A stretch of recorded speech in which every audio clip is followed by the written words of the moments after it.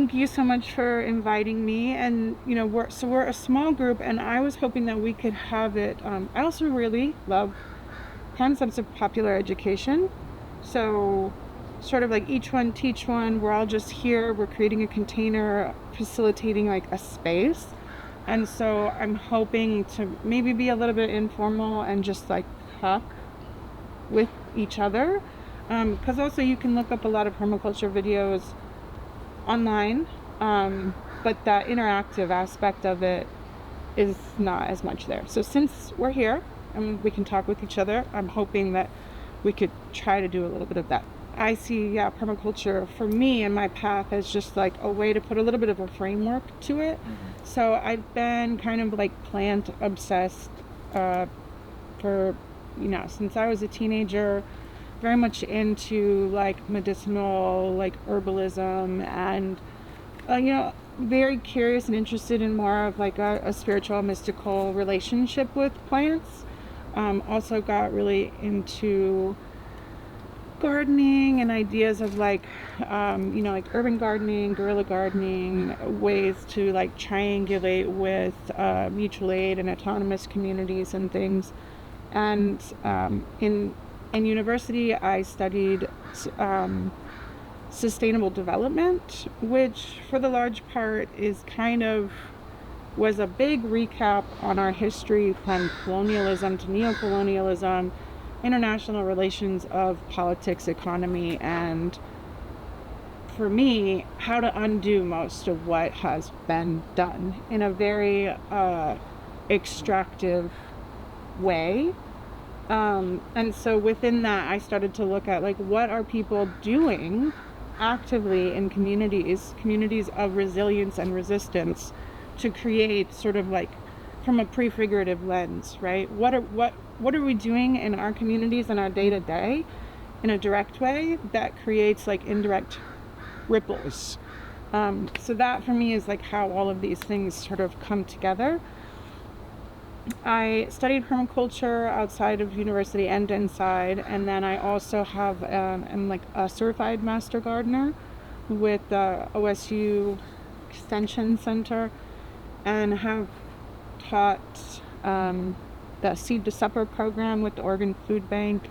Folks kind of said a little bit about how you're involved in permaculture, but do you have thoughts on like a definition of permaculture, or if not a formal definition, like what you think of when you hear the word permaculture? Well, the first thought that I have is like,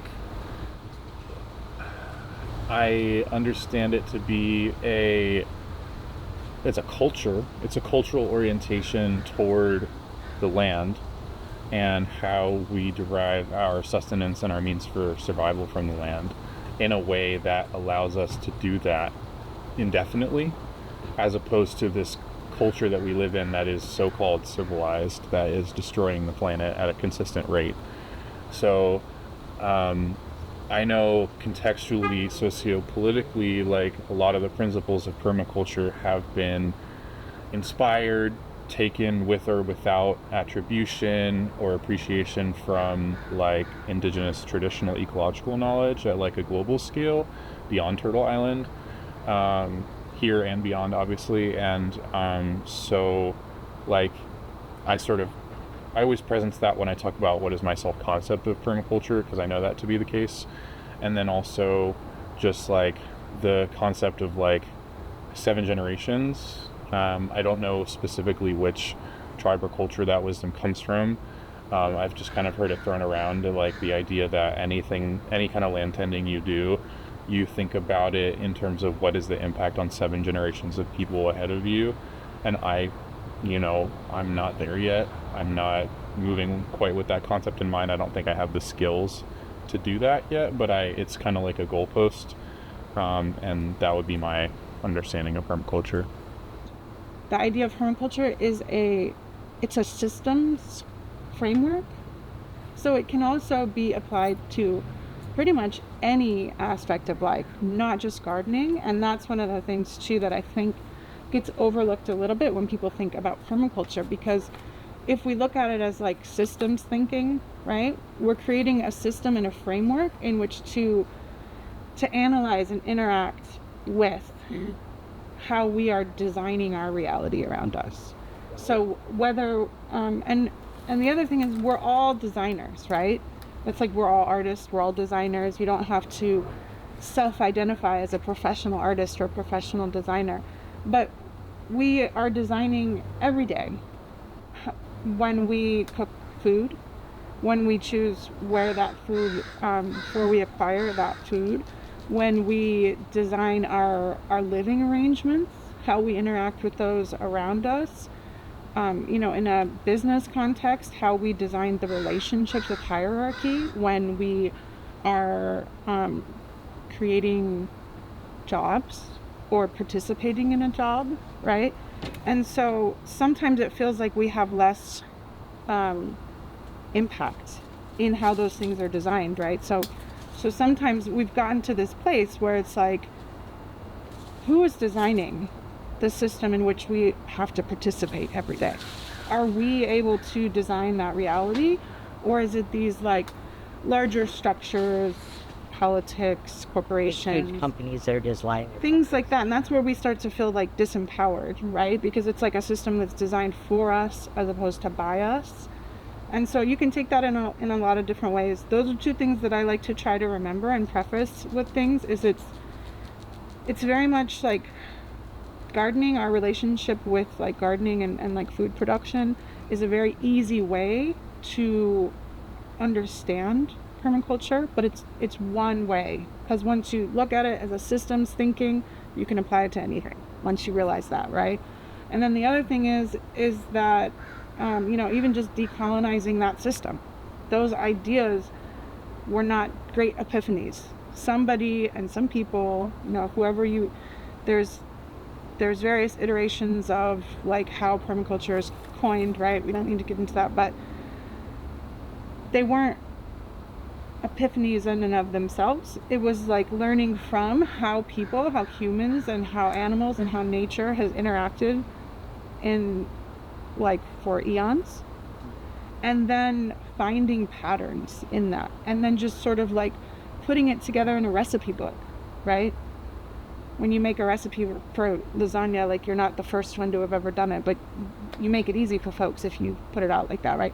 So I love that. I love when we have like a systems manual or a recipe book that we can reflect on and just see how we're interacting with it. So with the definition of permaculture, I wanted to read something that I sort of was looking at. There is this idea, this word that gets, I was using it earlier, gets used a lot, of like sustainability, right? Sustaining. So permaculture often is looked at as like a sustainable design system, right? But also we've fallen back so much in like our care of the system, right? That we're not at a place to have the luxury to just be sustainable. We don't want to just sustain where things are right now. Like we really, at least for a real big good push, have to be like regenerative, right? So it's like regenerative agriculture. So that's kind of another difference. Do you understand a little bit of the difference between sustainable and regenerative, and how that might look? Yeah, I'm listening.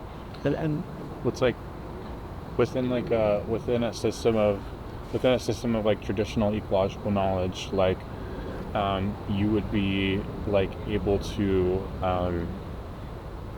there were like such like intentional and coordinated like scales of abundance that were just like didn't involve pesticides, chemical fertilizers, anything like that. It was just like regular mindful interaction with the land, like burning, generating nutrients, like nutrient cycling, like. And I feel like it's kind of like when it comes to like the nutrition you get from what you grow and the amount of species diversity and like sort of holistic health of an ecosystem, it's kind of like, it's like somewhere between like here to here in terms of like a positive.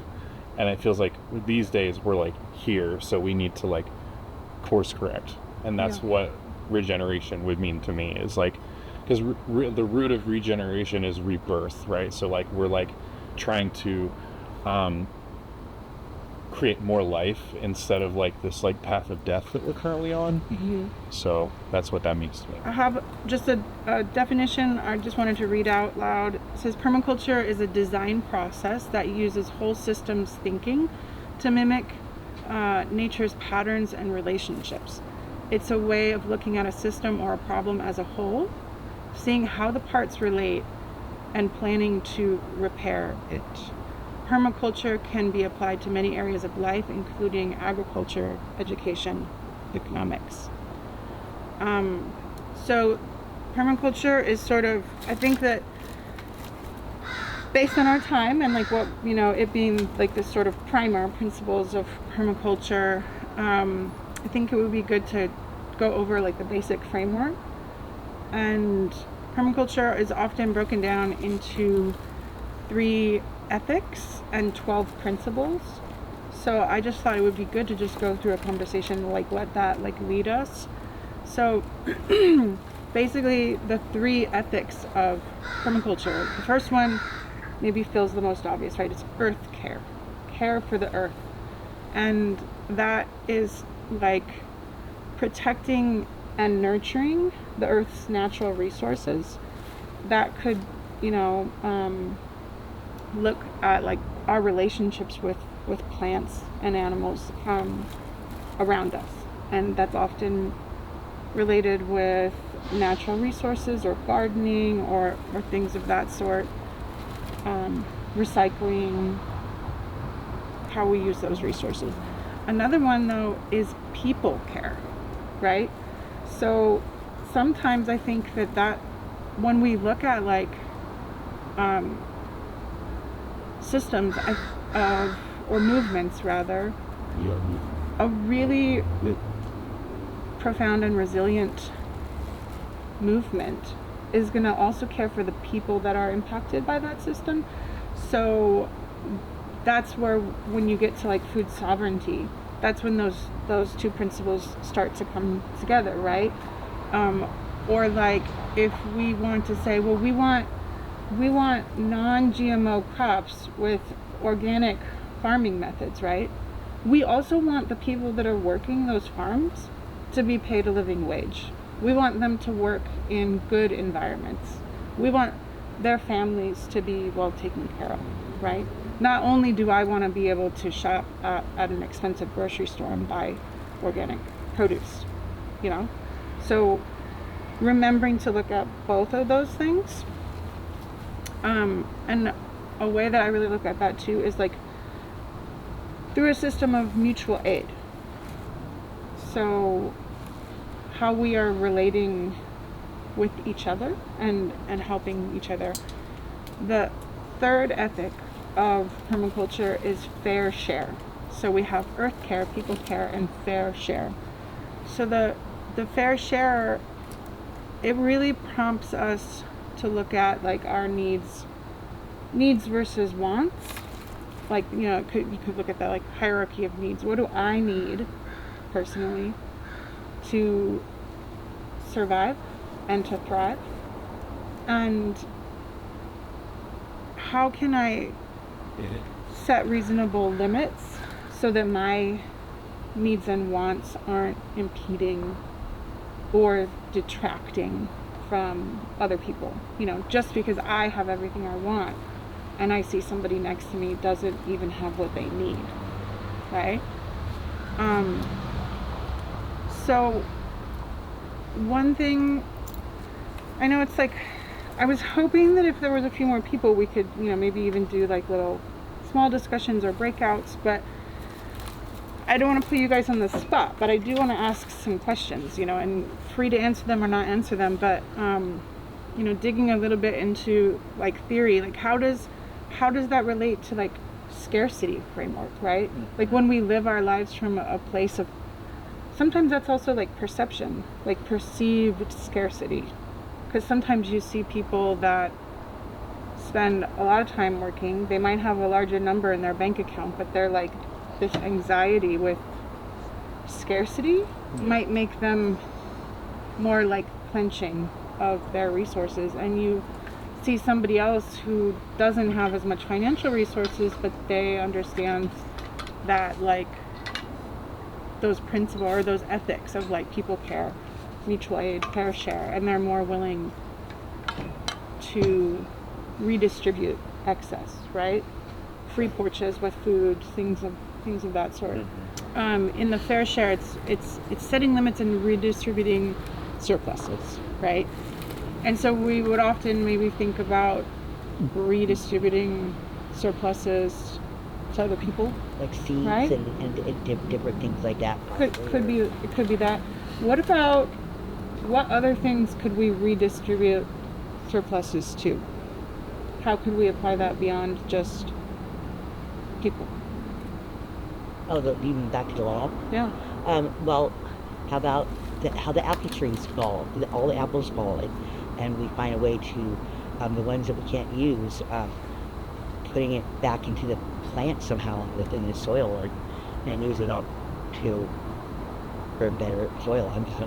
Yeah, exactly. So like, basically, redistributing those surpluses to nature could be to animals. Fruit trees have exactly. Could be. They have so much excess, that doesn't, we can't eat, but that's wonderful. And it ends up being part of like a ecosystem. So if those apples fall from the tree and worms start eating them, and then the worms create, amend the soil, like all of that is nature doing its job, right? To have that like. But when we have excess for animals, that would be wonderful to think about. Because like some worms, like we can't eat worms. I'm sure there's animals that can eat some of the ones that are like kind of funky. I think I have eaten a dried worm before. I've it can be done. One of the really interesting things that you were saying, like whenever people talk about falling fruit from trees, it reminds me of this aspect of it's one of those examples about how traditional ecological knowledge has found its way into the modern way and like survived the times. Like, I'm Jewish. I have a very like anti-Zionist, anti-colonial, very like earth-based, non-traditional approach to Judaism. But like one of the things that always sticks out to me is like kosher isn't just about what you eat; it's about how you get what you eat. It's about a way of relating. Kosher is a way of relationship. There's kosher laws about how you relate to other people, and there's kosher laws for how to grow food. And one of the principles that establishes kosher farming is you plant a fruit tree. You're not allowed to ever cut down a fruit tree. You have to let a fruit tree die if it's gonna die, because that is a living being that gives so much of its abundance to other beings. Like, it's not our right to decide that a being that gives so much abundance shouldn't get to live. And that's just within the religious framework, of course. Obviously there's other cultural systems and ways of just making those kinds of choices. But then the other one that's really interesting to me is if you plant a fruit tree, that you cannot harvest that fruit for the first 3 years of its life. You have to let the tree consume its own fruit and let the fruit fall to earth and be cycled back until it's 3 years old. And then after its third year, you're allowed to harvest the fruit and eat it for yourself. And that to me is just like such a beautiful example of like self-restraint and like fair share and like giving up the comfort of immediate gratification, because you know that tree could feed your grandchildren and your grandchildren's grandchildren. And I'm like so worked up about it because I just love it so beautiful. much. Yeah. I love also what you said about just how holistic the concept of kosher is. It's good to remember those things, because sometimes, I like probing and sort of like interrogating our concepts and the way we think about things and the way we become accustomed to what we think things mean, right? Because if you see like kosher just stamped on the side of like a package of beef, just like what is that whole process and systems thinking that means, you know. And so that's a beautiful concept that you brought up. Thank you. This was this flower that I was talking about. This is sort of like the center, what we said, like the ethics, right? The care for earth, care for people, and fair share. And then there's these ways in which ways that we can interact with those, and then there's sort of like the principles around it. So it's like a nice colorful graphic. But I think that once we have that sort of the ethics create that ideological framework in order to understand the principles, right? And so in some way or another, all of the 12 principles of permaculture relate back to one or hybrid of all three of those ethics. You may already be doing bits of all and any of these intuitively, and what I find helpful is to just remembering that there is this framework here, and then using it as a way to sort of analyze your own behavior, right? So I have a quick question. Before by the time we're done, will you be able to give some ideas of what you see on this land, and possibly ways that this wonderful community could do some more or different types of just Maybe what we could do is curious. I'm just curious. Like with the fruit trees, or like identifying spaces where we could grow. or just finding any input of your wisdom. So let's say maybe 20 minutes at the end, and we can just do a little walk. But I also think it would be good first identifying like where we see the different principles applied. Okay. Like, and then from that, seeing where maybe they could be applied. Right? Awesome. So the first is observe and interact. And I think about this also like with conversations. When we're talking to people, like, in order to be a good communicator, you have to be a good listener, right? If you just storm into a conversation and start telling somebody everything that they should be doing, or they might not be super receptive, and you might not pick up on the fact that they're in distress or something, they're having a bad day, or all these other aspects, unless you sort of pause, listen not only to that person but to the surroundings, right? And we can do that with nature and with wherever we are. And I think of it of like presence of mind, because oftentimes when we get sort of on autopilot in our day, whether we're commuting or whether we're running errands, I need to do this a lot. I need to practice this a lot, because I'm not super observant sometimes, and I need to remind myself to be. I'm not observant of like details. I would not be a good spy, when they're like, or like a special agent, when they're like, you open the door, then you immediately remember this person was wearing glasses, that person had a purple shirt, the chair was at a 90-degree angle. So I see that that's something that I can always improve on, so I try to think about it, remind myself to like observe our physical surroundings, but also just like how everything is going. So if you're going to plant a garden, right, the first thing that you could do is really just listen to the land, right? Observe what's the path of the sun? What are the other variables? Like, are there some deep shade somewhere? Is there a spot that has constant sun all day? Is there a spot that's like kind of wet and boggy? Is there problem areas over here? Like, so yeah, observe, and then also like interact. You might want to like lift up some stones, pick up a twig, look at the leaves more closely. You might be able to see if there's aphids underneath the plant, So I think that that's like a daily practice, a daily meditation that we can take with us always. Another principle is catch and store energy. What are some examples? of that. Catch and store energy. Maybe Solar panels, solar panels, right? rain barrels. Rain barrels. So with the solar panels, we are capturing the energy from the sun, and then that's one element of it. And then with some sort of battery backup system, then we're storing that energy, right?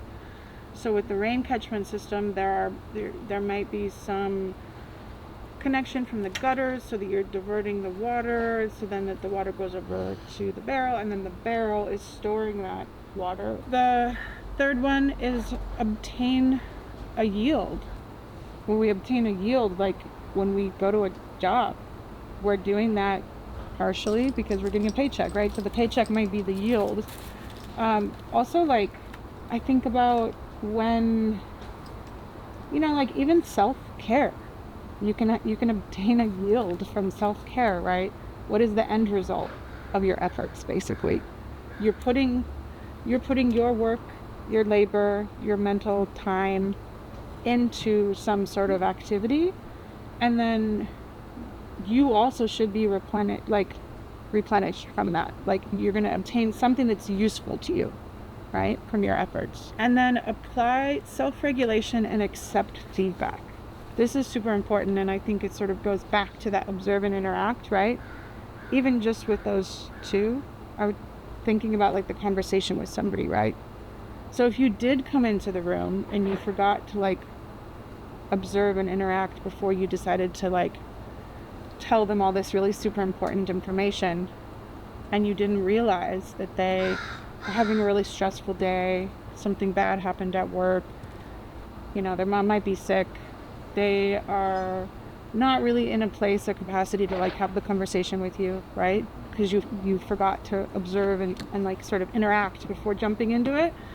So then applying self-regulation and accepting feedback, that's like an obvious place for course correction, right? So you could realize, hey, they're not really making eye contact, and they have just told me that they don't want to hear me.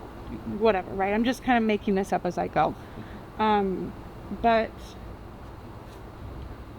this is the place that we want to accept constructive criticism, whether that's formal spoken criticism or whether it's the system not responding the way that we had intended it to, right? So if we plant a rose bush on the north side of the house where it's right at the bottom of the rain gutter, and so it's always shady and it's always muddy, that rose bush is not going to be very happy there, right? So that could be an example of just like accepting the feedback from that, the information that you're getting from that interaction, right?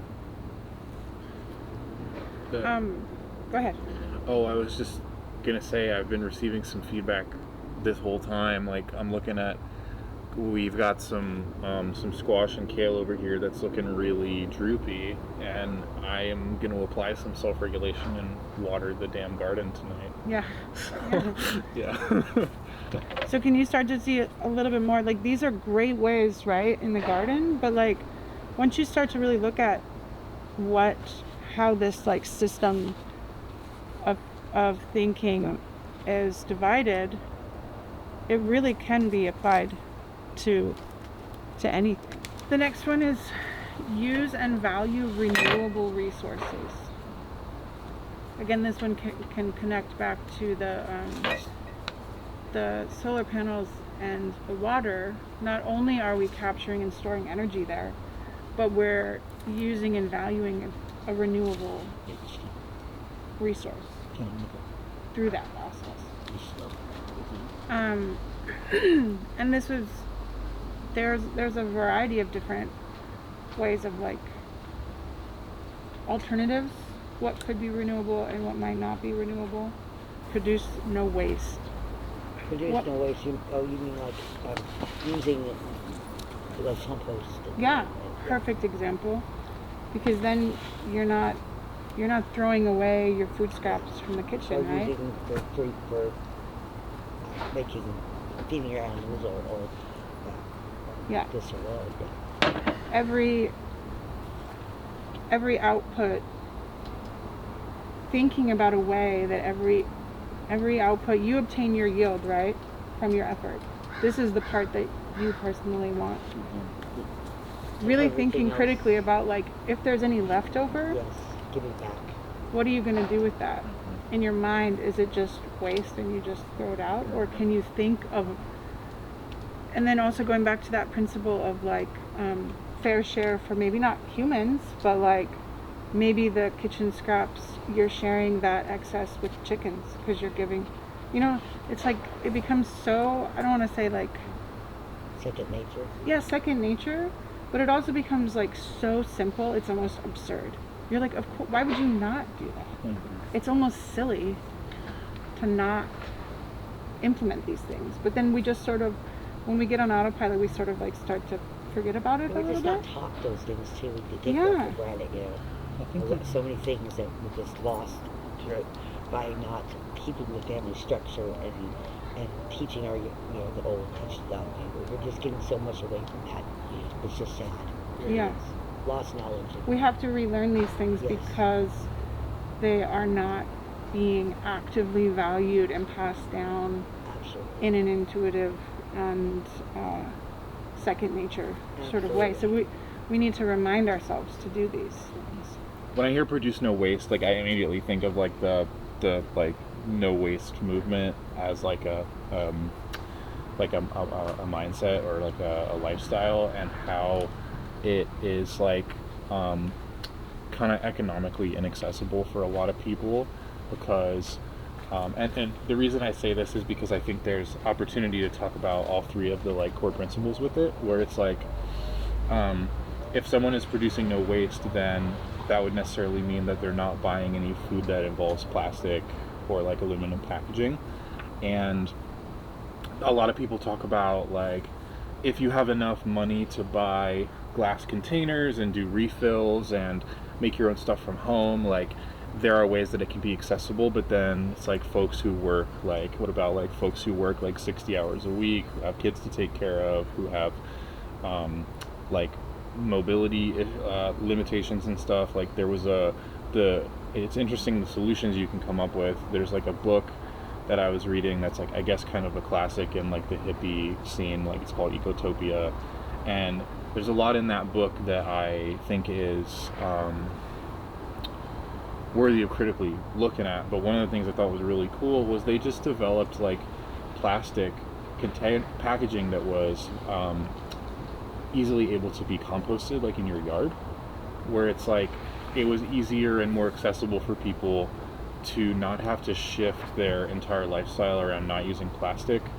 It was easier and more intuitive to just come up with a plastic that was entirely biodegradable quickly and compostable, so that there wasn't like as huge of a learning curve. And I don't know whether that's like the solution, but I think it could be like a short-term thing to like kind of mitigate how much plastic is destroying the planet. An example of the people care coming into the picture is not just that I want to go to the expensive grocery store and buy like organic produce.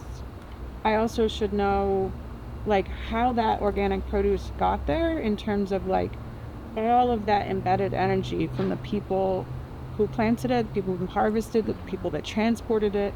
And so if you think about like, yeah, I only buy like the hippest glass containers, that all of my food, I don't use any plastic. That is good in your own little microcosm, possibly larger, but we also constantly can take things like one step larger, and think about that fair share as well.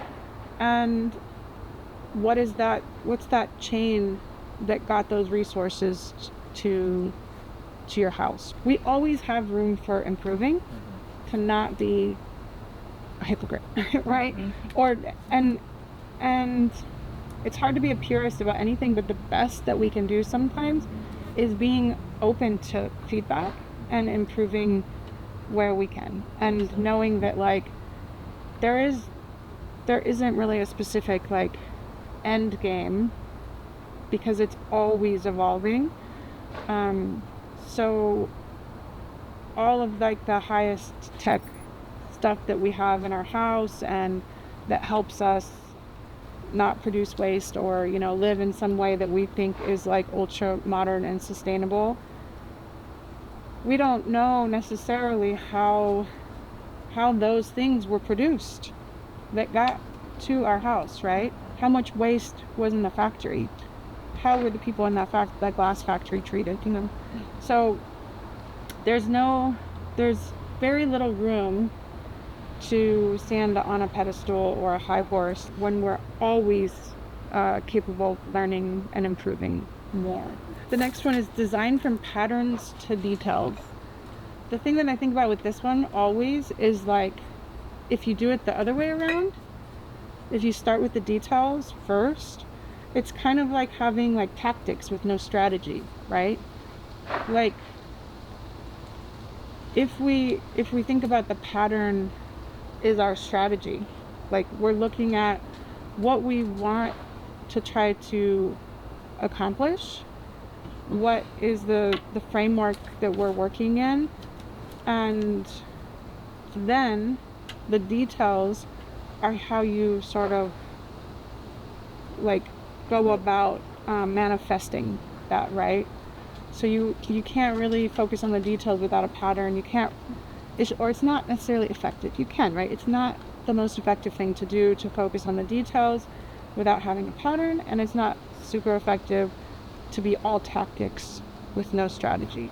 If we come in and we observe and interact with that plot, the garden, right, where we're going to plant something, and we identify those patterns, right, and how those systems are going to like interact, or how the elements rather within the system are going to interact. That's taking into consideration the shade, the type of soil, what's the water like there, what are the other plants that are there, what are the other animals. You know, I've had also where like I have chickens, and it's great to have chickens, but you have to find the right way. What's the pattern that the chickens are interacting with the garden? Because if it's totally unstructured, they might end up digging everything up, looking for bugs, right? Or you might miss the opportunity to have the right plant in the right place if you forget to really think about like the patterns. And then here also thinking about chickens, integrate rather than segregate. We might not necessarily want the chickens right in the middle of the garden bed, but we also don't want them off by themselves way at the end, way at the back of the yard, where it's a long walk and they're totally like separate from the rest of the garden.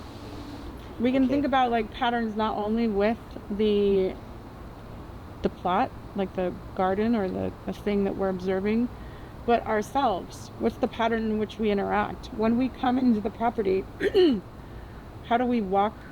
Where do we normally go first? Do we take shortcuts?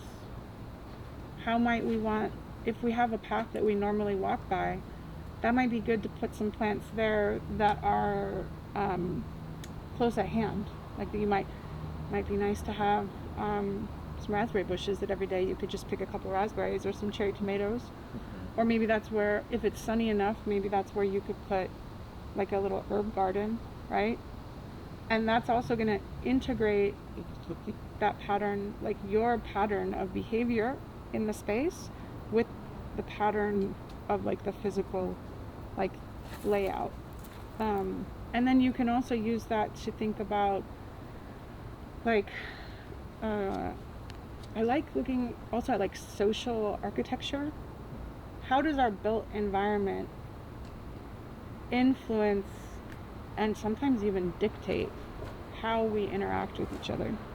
Have you lived in a house before where, or maybe you might have roommates, but there's no common space in the house, and everyone's just always in their bedrooms with the doors closed. Or maybe your family, maybe you're, when you're growing up or something, and like people weren't interacting as much. And maybe a setting like this where people have to cross paths with each other, there might be more. You might want to intentionally create that into the pattern, and that might be a good example of like integrating your design with how you want to socially interact with the people that are in the space, with how your behavior and typical use of it is. So another principle is to use small and slow solutions.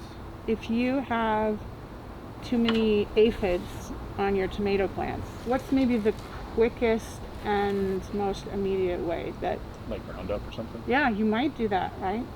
It might work for killing the aphids, but then you might have all these other issues that come about.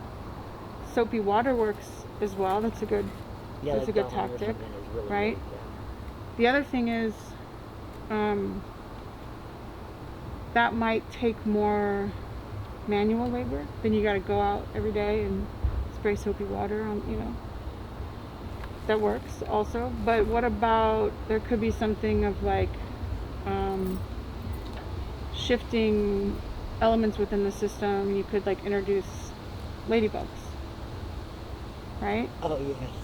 Things like that. So like those might be things on the end of the spectrum from like a chemical pesticide versus introducing beneficial insects. Absolutely. Right? You could go to the store and buy some Miracle Grow fertilizer, and that would be quick and immediate, right? Or you could work on having an effective composting system in your garden that you're actively using, you're integrated into your system, and then you use the compost to build up your soil, right? So if you think about the compost, there's a lot of steps to that. If you're standing in front of a tomato plant and you're like, wow, this needs better soil, you got to back all the way up and be like, okay, I need to somehow build what that compost bin or system looks like. Sometimes you could just have some tiles if you have enough space, right? Then you have to like get everyone on board who's living in the space to participate in the compost bin. That might be what the system to get the scraps from the kitchen out to the garden, figuring out your nitrogen and your carbon sort of mixture is, who's going to turn the compost. It takes a lot of work up front, but then once you get that in the system, that's closing that loop a little bit, right? So that's an example of that, of small and slow solutions. Use and value diversity, the opposite of monocrop farming, right? What are some ways that having diversity in your garden might help? I love companion planting. Yes. Companion planting is my jam. So that might be companion planting, might be planting two or more plants together that either have a symbiotic relationship, maybe one might act as a decoy plant, right? So if you know that certain kinds of pests are going to be a problem, you could plant something to give a little bit of like abundance. Okay. So you know the bugs might, if it gets a problem with bugs, you might be able to sacrifice those, and you have the plant that you want over here. Or you could plant things together where supposedly the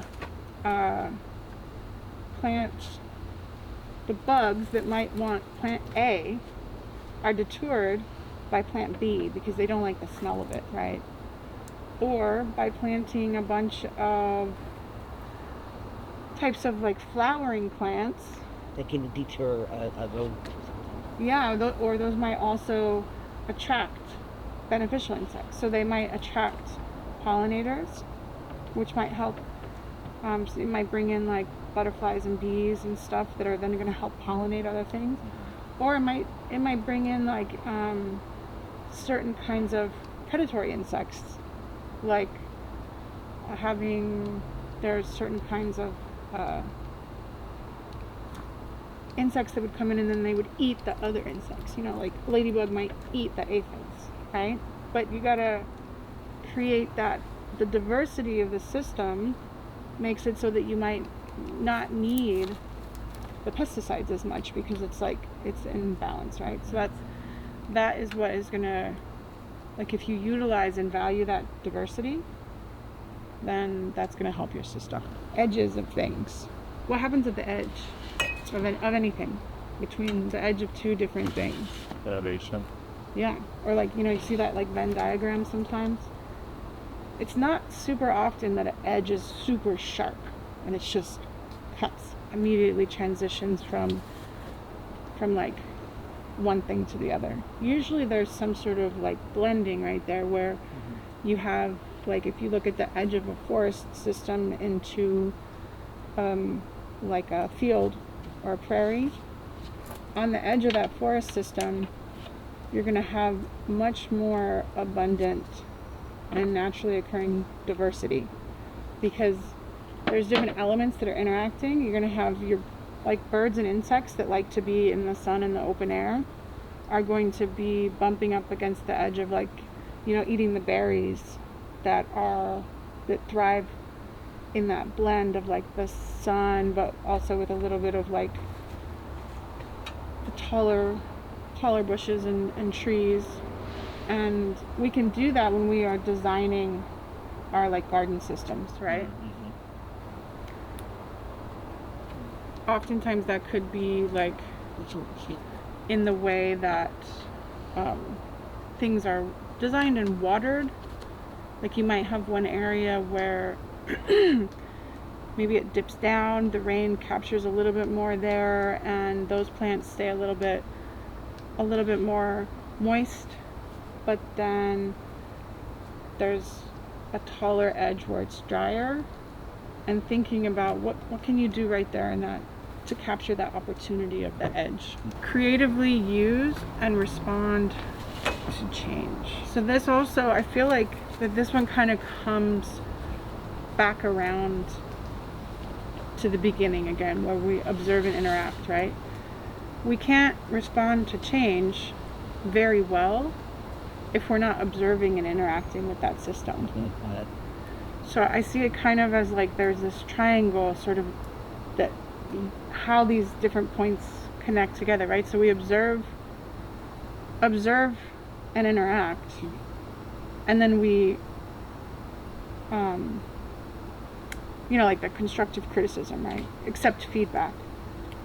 And then we act on it. Like, if we accept the feedback, we still have to like respond to that, right? And respond to change, that could be like the naturally occurring feedback of the system. Pick 2 to 3 and an example of how something that comes to your mind as a way that those 3 things are applied together. Sure. Maybe apply self-regulation and accept feedback, design from patterns to details, and use and value the margins. Okay, so patterns to details, using margins, and accepting feedback. Okay. So we can look at something. What are some ways that you saw or you identified an opportunity in the margins of something that had been planted or something that was like occurring, like in the edge of a garden bed or in the edge between like the shade of a tree and the path, or something like that? It's a good question. There was so I think about margins partially as like something I did last year. I think about margins partly as like the capacity of like changing and moving. So like a marginal thing or existence is one where you might be like changing locations. Oh yeah. And so, like, there was an idea I got from volunteering at the Black Futures Farm, where they have these like boxes, these like carryable boxes full of flowers that they used as like pollinator attractor, like to attract beneficial insects that would then like pollinate their crops, and then also like to deter certain pests. And they moved those boxes around at different rows and different parts of the rows. And I was like, okay, I'll take a few pots and I'll plant some lavender and some cempasúchil and some like thyme and dill, and I moved them around, and they ended up sort of living where they lived, because I was able to like I sort of guessed well in terms of like which spots they'd be at, in terms of like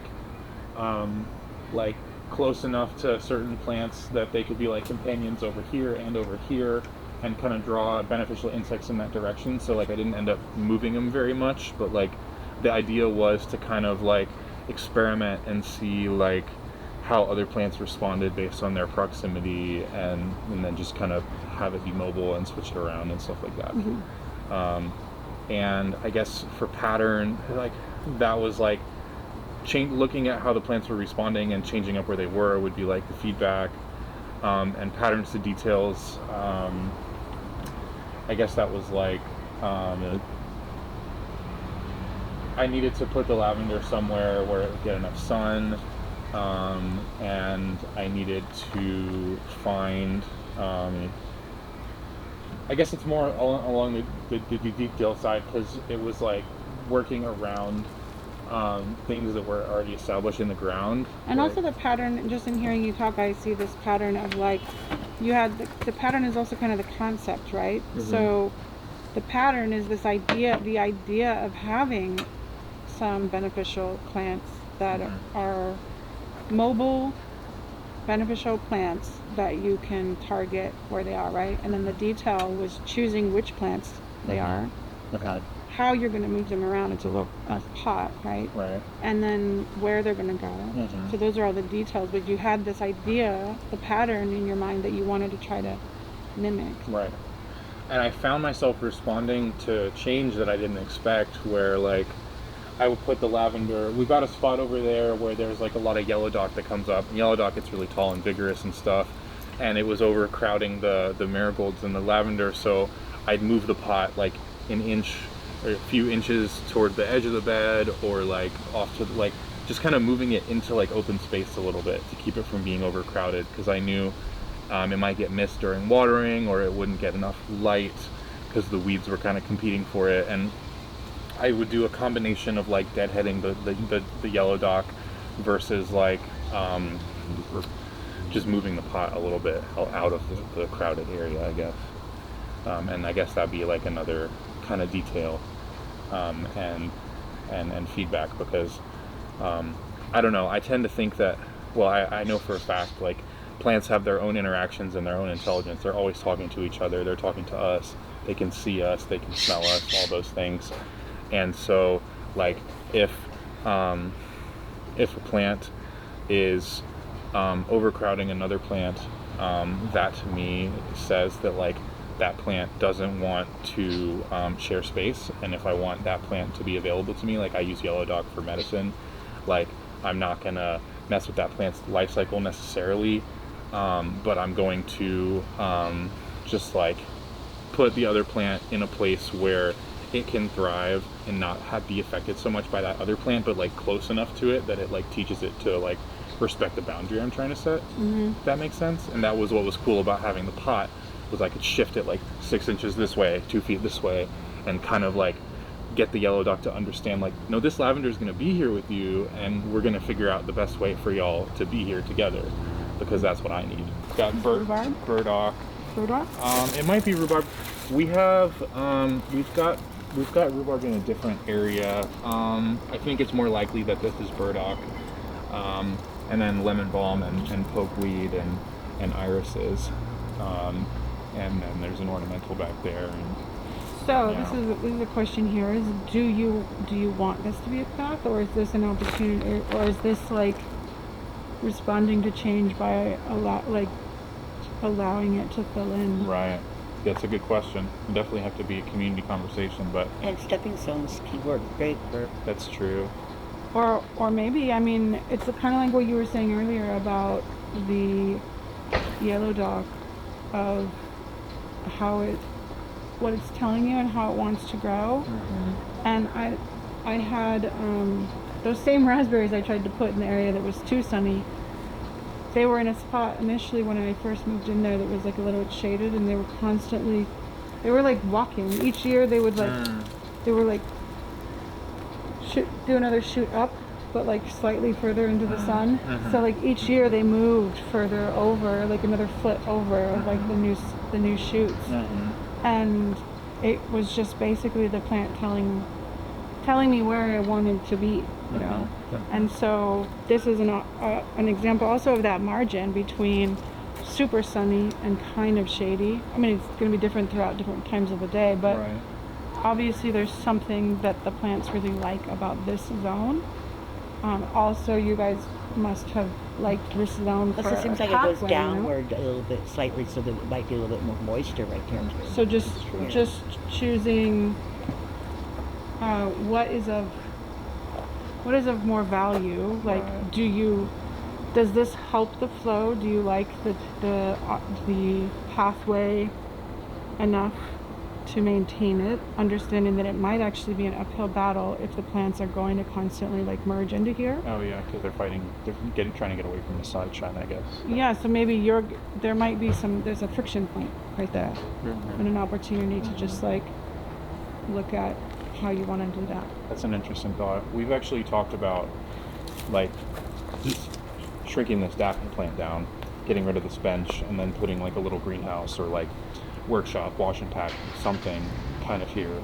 So if we were gonna encroach this way, then it would make sense to kind of get rid of this, and maybe that little fill-in spot, just let that be wild. I don't know, just kind of a compromise and a balance maybe with it, and then just kind of like let them complete their migration into the space that we've kind of compromised on, and let that be more like a xeriscape kind of deal. Yeah.